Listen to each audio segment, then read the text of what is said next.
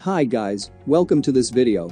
In this video, I am going to show you how to make a UEFI bootable Windows 11 USB drive. First, we need to have these things for making a bootable USB. The first one is Windows ISO file. This ISO file is the leaked version, so I recommend you not to install it in your primary system. The second one is Rufus application. I have given you both links in the description below. Now, plug in your USB drive. The USB drive should be at least 8 GB, and it should be empty. Open Rufus application. Here, select USB drive.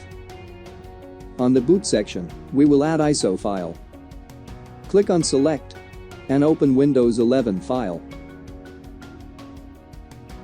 On the image option, leave it default.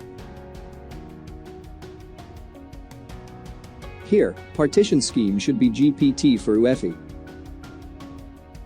Then, click on Start. Click OK. Now, it is making UEFI bootable USB drive. It will take around 15 to 20 minutes.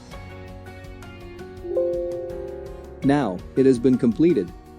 Click on Close. Let's check USB drive. Eject it. And again plug in. As we can see, USB has setup logo. So, that means USB is ready for installing the Windows. Let's boot from the USB drive. Restart PC. Go to Boot Device Options.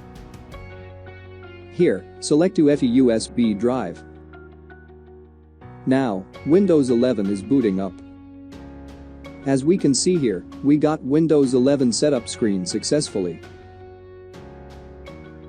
Thank you guys for watching our video. Give us a like if you like it, and don't forget to subscribe to our channel for new videos.